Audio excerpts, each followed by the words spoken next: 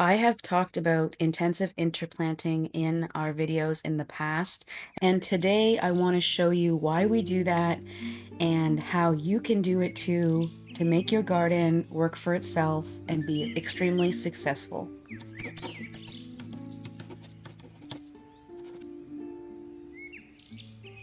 I just wanted to show you something that is so cool, and I can't explain it really, but this nasturtium is absolutely covered in aphids.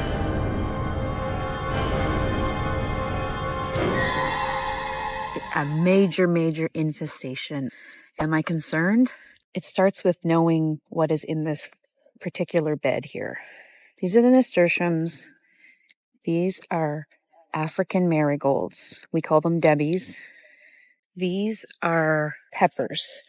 Snacker Mix by Vessi Seeds. Peppers. And then the nasturtium, you can see the nasturtium still going up here. Vining nasturtium.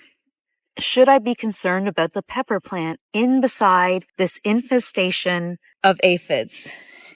Ew, so bad. So bad. I'm not worried about my peppers at all because you can see right here that this plant right here is a pepper and this plant is a nasturtium. And you see, you see all the aphids right there on this plant and no aphids to even speak of on the pepper plant. So they are sticking to the nasturtium plant. I'm not sure about it. I don't know if it's sweeter, but another thing is also going on. Because aphids are a really good snack for a lot of the beneficial insects, we also have some ladybug larvae.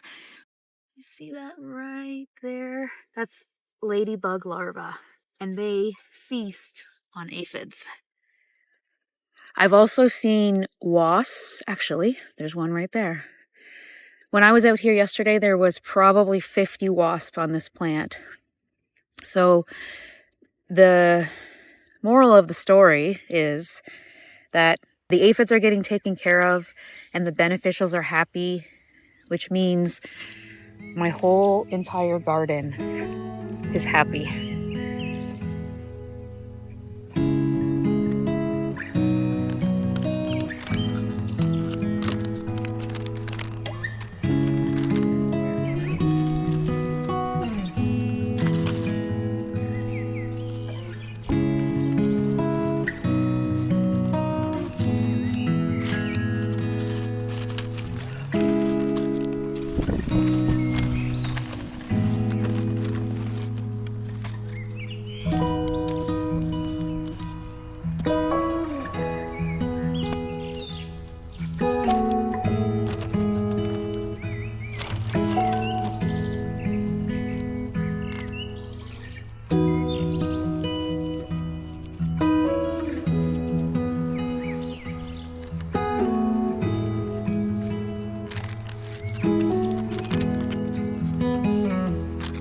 Actually, it looks like there's a little bit of aphid damage on this plant too, this calendula, which is great.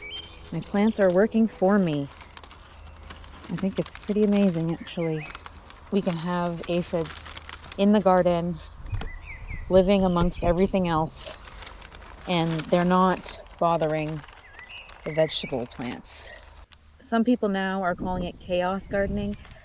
I don't really do chaos gardening. I do more of a balanced, not really balanced. I'm trying to think of the right way to put it. I make sure that there's diversity in each bed, and over the years have been able to add perennials into each bed. When it's all said and done, I think that diversity and the intensive interplanting is what definitely is making it so that instead of these aphids that are all over this calendula plant, instead of them being on my peppers, they're on my calendula and my nasturtiums. It's pretty great.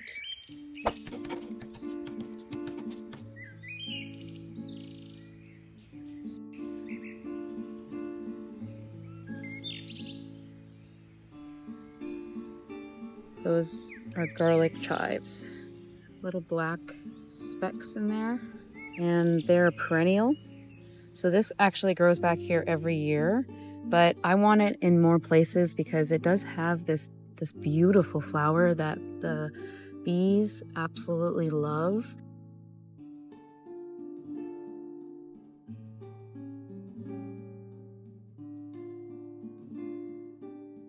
I'm gonna snip off all the tops of these and throw them in a brown paper bag and let them dry out for the winter, and then I'll plant them other places in my yard next year.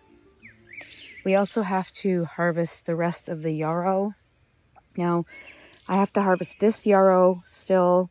This yarrow is a very, very bright pink, and it's the bed that makes the brightest pink yarrow. So we want to kind of keep this away from the other yarrow, which is more of like a much lighter pink.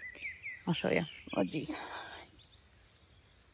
So this is the other yarrow, and this is more of a lighter yarrow here. But I also have to save some seeds from our native yarrow. I snagged this yarrow from a local beach. I just grabbed it and put it into a pot bottle and gave it some water, and then I planted this year.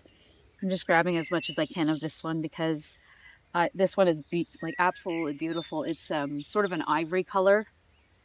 So all of these little dried flowers underneath their seeds. So I just keep them like this for the winter, and then I'll probably plant those actually more like in March because they need a little cold spell.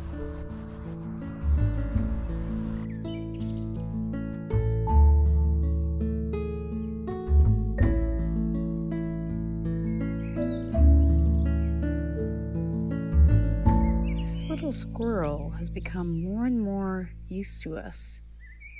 It's very interesting. Where is he going to poke up? There he is.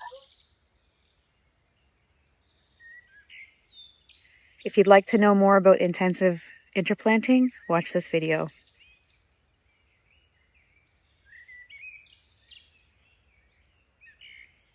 Oh, look what he's got.